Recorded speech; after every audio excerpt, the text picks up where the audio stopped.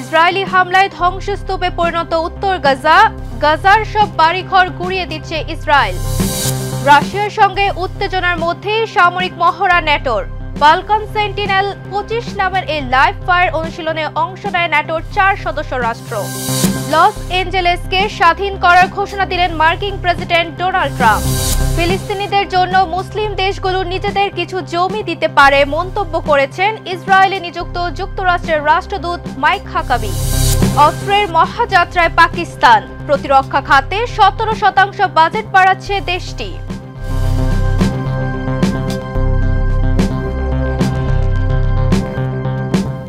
দর্শক, আমন্ত্রণ মাই TV I নিউজে। এতক্ষণ দেখছিলেন শিরোনাম, সাথে আছি আমি নওশাদ তাবাসসুম।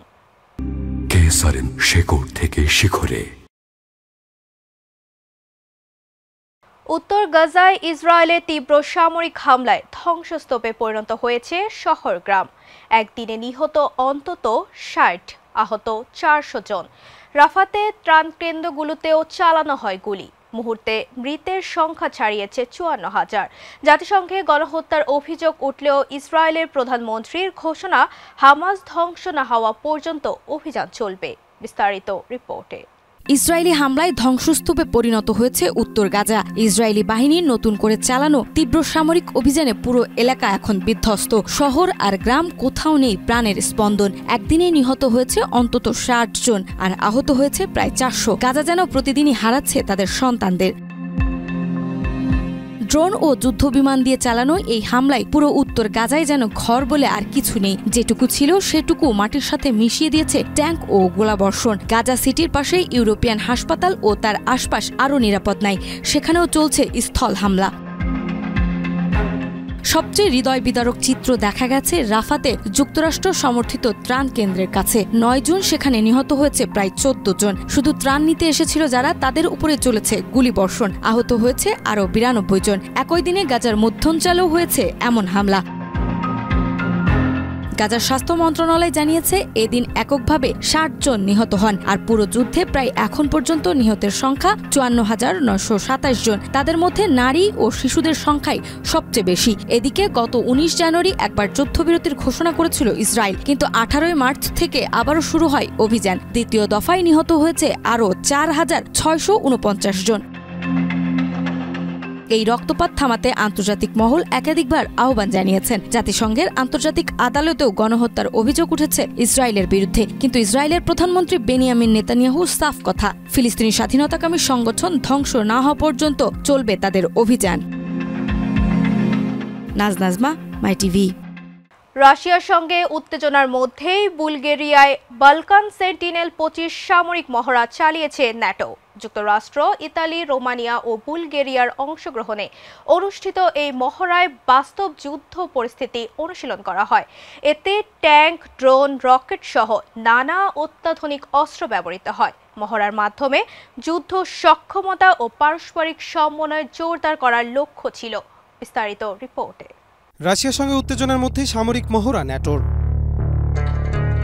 রাশিয়ার সঙ্গে পশ্চিমা সম্পর্ক যখন তীব্র উত্তেজনার মধ্য দিয়ে যাচ্ছে, ঠিক তখনই বুলগেরিয়ার কোরেন অঞ্চলে ব্যাপক সামরিক মহড়া চালিয়েছে পশ্চিমা সামরিক জোট ন্যাটো। বালকান সেন্টিনেল 25 নামের লাইভ ফায়ার অনুশীলনে অংশ নেয় ন্যাটোর 4 সদস্য রাষ্ট্র, যুক্তরাষ্ট্র, ইতালি, রোমানিয়া ও আয়োজক দেশ বুলগেরিয়া।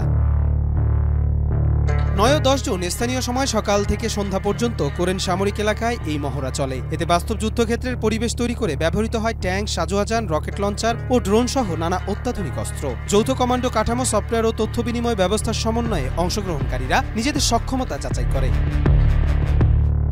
মহড়ায় যুক্তরাষ্ট্রের সাজোয়া ইউনিট, ইতালির মাল্টিন্যাশনাল ব্যাটল গ্রুপ, রোমানিয়ার মেকানাইজড প্লাটুন এবং বুলগেরিয়ার সেনা ও বিমান বাহিনী অংশ নেয়। মহড়ার মূল লক্ষ্য ছিল আন্তদেশীয় সমন্বয়ের মাধ্যমে যুদ্ধ সক্ষমতা নিশ্চিত করা। বুলগেরিয়ার প্রতিরক্ষা প্রধান মহড়াটিকে জটিল ও উচ্চ পর্যায়ের বলে মন্তব্য করেন। তিনি বলেন, এই মহড়া সফলভাবে সম্পন্ন হয় আমি সেনাদের কাজ নিয়ে গর্বিত। সবাইকে অভিনন্দন। মহড়া শেষে ড্রোন, স্নাইপার সহ বিভিন্ন আধুনিক অস্ত্র প্রদর্শন করা হয়। অংশগ্রহণকারী সেনারাও প্রশংসিত হন তাদের দক্ষতার জন্য। সংশ্লিষ্টদের মতে এই মহড়া শুধু বাস্তব যুদ্ধের অভিজ্ঞতা নয়, বরং ভবিষ্যতে সম্মিলিত অভিযানে পারস্পরিক সহযোগিতা ও প্রস্তুতি বৃদ্ধির একটি বড় উদাহরণ। ন্যাটোর পক্ষ থেকে জানানো হয়েছে এই ধরনের মহড়া ভবিষ্যৎ সংঘাত মোকাবেলায় সদস্য দেশগুলোর সমন্বিত প্রস্তুতি জোরদার করবে এবং সামরিক কৌশলে এক নতুন মাত্রা যুক্ত করবে। কবির চৌধুরী জয়, মাই টিভি। ইসরায়েলের যে কোনো সামরিক আগ্রাসনের জবাবে গোপন পারমাণবিক স্থাপনাগুলোতে হামলার হুমকি দিয়েছে ইরান। 10 জুন দেশটির জাতীয় নিরাপত্তা পরিষদের বিবৃতিতে জানানো হয়, ইরানের গোয়েন্দা বাহিনী ইসরায়েলের পারমাণবিক কর্মসূচি সংক্রান্ত স্পর্শকাতর নথি সংগ্রহ করেছে। ইরানের ইসলামী বিপ্লবী গার্ড বাহিনীর গোয়েন্দা প্রধান এই অভিযানকে বুদ্ধিবৃত্তিক মাস্টারপিস বলে উল্লেখ করেছেন। বিশ্লেষকদের মতে এই হুমকি পাল্টা হুমকিতে পুরো মধ্যপ্রাচ্যে উত্তেজনা বাড়ছে, যা একটি বৃহৎ সামরিক সংঘাতে রূপ নিতে পারে। বিস্তারিত রিপোর্টে। লস অ্যাঞ্জেলসকে স্বাধীন করার ঘোষণা দিলেন মার্কিন প্রেসিডেন্ট ডোনাল্ড ট্রাম্প। একদিন আগেই যে শহরে কারফিউ জারি করা হয়েছে, সেখানে হঠাৎ নতুন করে স্বাধীন ঘোষণা নতুন প্রশ্নের জন্ম দিয়েছে। কি করতে চাইছেন ডোনাল্ড ট্রাম্প? স্বাধীন ঘোষণার অন্তরালে কোন গোপন কৌশলে পা বাড়াবে তার প্রশাসন? যুক্তরাষ্ট্রের দ্বিতীয় বৃহত্তর শহর লস অ্যাঞ্জেলসে অভিবাসন বিরোধী আইন ও রাষ্ট্রীয় কঠোর নীতির বিরুদ্ধে বিক্ষোভ ক্রমেই তীব্র আকার ধারণ করেছে। পরিস্থিতি নিয়ন্ত্রণে আনতে শহরের কেন্দ্রস্থলে জরুরি কারফিউ জারি করেছে স্থানীয় প্রশাসন। এদিকে পরিস্থিতি আরও উত্তপ্ত হয়ে ওঠে যখন মার্কিন প্রেসিডেন্ট ডোনাল্ড ট্রাম্প বিদেশি শত্রুর আক্রমণ থেকে লস অ্যাঞ্জেলসকে মুক্ত করার প্রতিশ্রুতি দেন। ট্রাম্পের নির্দেশে 11 জুন শত শত মার্কিন মেরিন সেনা শহরের বিভিন্ন এলাকায় মোতায়েন করা হয়, যা বিক্ষোভকারীদের মাঝে নতুন করে ক্ষোভের জন্ম দেয়। ক্যালিফোর্নিয়ার গভর্নর গ্যাভিন নিউসম এই পদক্ষেপের তীব্র বিরোধিতা করে জানান, প্রেসিডেন্টের এই সিদ্ধান্ত অপ্রয়োজনীয়, অবৈধ এবং রাজনৈতিক উদ্দেশ্য প্রণীত। তিনি সেনা মোতায়েন ঠেকাতে আদালতের শরণাপন্ন হয়েছেন বলেও জানা গেছে। তবে ট্রাম্প নিজ অবস্থানে অনড়। উত্তর ক্যারোলিনার ফোর্ট ব্র্যাগ সেনাঘাঁটিতে দেওয়া এক ভাষণে তিনি বলেন, আমাদের সেনারা কেবল দূরবর্তী উপকূলে রক্ত দেয়নি, তারা আমাদের দেশের শান্তি ও সার্বভৌমত্ব রক্ষায় প্রাণ দিয়েছে। আজ যা লস অ্যাঞ্জেলসে ঘটছে তা একটি পূর্ণাঙ্গ আক্রমণ, যার পেছনে রয়েছে বিদেশি প্রভাব ও সহিংস চক্রান্ত। বিক্ষোভের কেন্দ্রে রয়েছে ট্রাম্প প্রশাসনের অভিবাসন নীতির বিরুদ্ধে জনগণের ক্ষোভ ও ন্যায়ের দাবি। তবে নিরাপত্তা ও শান্তি নিশ্চিত করতে সরকারি দমনমূলক পদক্ষেপ পরিস্থিতিকে আরও জটিল করে তুলেছে বলে মনে করছেন বিশ্লেষকরা। নাজমা, মাই টিভি। ইসরায়েলে নিযুক্ত মার্কিন রাষ্ট্রদূত মাইক হাকাবি বলেছেন, ফিলিস্তিনিদের জন্য মুসলিম দেশগুলো জমি দিতে পারে। তিনি বলেন, মুসলিম বিশ্বের জমি ইসরায়েলের তুলনায় 644 গুণ বেশি। এই মন্তব্যে উত্তাল কূটনৈতিক অঙ্গন, যেখানে বহু দেশ বলছে এটি আন্তর্জাতিক আইনের স্পষ্ট লঙ্ঘন। বিস্তারিত রিপোর্টে। ফিলিস্তিনকে নিয়ে যুক্তরাষ্ট্র দিয়েছে এক বিতর্কিত প্রস্তাব। ইসরায়েলে নিযুক্ত যুক্তরাষ্ট্রের রাষ্ট্রদূত মাইকি হাকাবি বিবিসিকে দেওয়া এক সাক্ষাৎকারে বলেন, ফিলিস্তিনিদের জন্য মুসলিম দেশগুলো নিজেদের কিছু জমি দিতে পারে। হাকাবির যুক্তি, মুসলিম দেশগুলোর জমির পরিমাণ ইসরায়েলের চেয়ে 644 গুণ বেশি, সুতরাং তাদের পক্ষে এই জায়গা করে দেয়া সম্ভব। এই বক্তব্য আন্তর্জাতিক কূটনীতিতে প্রচলিত দ্বিরাষ্ট্রভিত্তিক সমাধানের ধারার সঙ্গে সাংঘর্ষিক। এই সমাধান অনুযায়ী পশ্চিম তীর ও গাজা উপত্যকা নিয়ে স্বাধীন ফিলিস্তিনি রাষ্ট্র গঠিত হবে, যার রাজধানী হবে পূর্ব জেরুজালেম। কিন্তু হাকাবি এই ধারণাকে আদর্শগত আকাঙ্ক্ষা বলে উড়িয়ে দেন, জানান যুক্তরাষ্ট্র আর এই পথ অনুসরণ করছে না। এদিকে ফ্রান্স, সৌদি আরব জাতিসংঘে একটি সম্মেলনের আয়োজন করেছে, যার উদ্দেশ্য ফিলিস্তিন রাষ্ট্র গঠনের রোড ম্যাপ তৈরি করা। কিন্তু হাকাবি এটিকে অসময়ের আয়োজিত ও অযৌক্তিক আখ্যা দিয়ে বলেন, এ ধরনের প্রস্তাব ইসরায়েলের নিরাপত্তা দুর্বল করবে। মানবাধিকার সংস্থাগুলো ও ইউরোপীয় দেশগুলো হাকাবির অবস্থানকে আন্তর্জাতিক আইনের লঙ্ঘন বলেই মনে করছেন। বিতর্কের কেন্দ্রে দাঁড়িয়ে থাকা হাকাবির এই মন্তব্য আবারও ইসরায়েল ফিলিস্তিন ইস্যুকে নতুন করে আলোচনার কেন্দ্রে নিয়ে এসেছে। কবির চৌধুরী জয়, মাই টিভি। আসন্ন অর্থ বছরে প্রতিরক্ষা খাতে 17% বাজেট বাড়াচ্ছে দেশটি। খরচ হবে প্রায় $900 কোটি।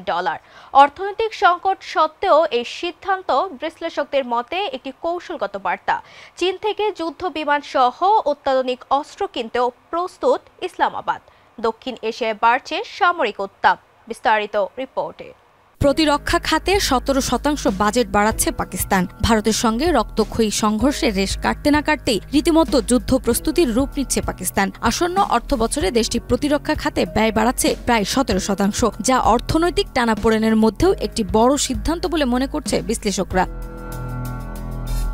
সম্প্রতি পাকিস্তানের অর্থ মন্ত্রণালয় প্রকাশিত বাজেটের নথিতে জানানো হয়েছে শেহবাজ শরীফের সরকার প্রতিরক্ষা খাতে খরচ করতে যাচ্ছে 900 কোটি মার্কিন ডলার, অর্থাৎ প্রায় 2.55 ট্রিলিয়ন পাকিস্তানি রুপি। গত বছর যেখানে এই খরচ ছিল 2.18 ট্রিলিয়ন রুপি।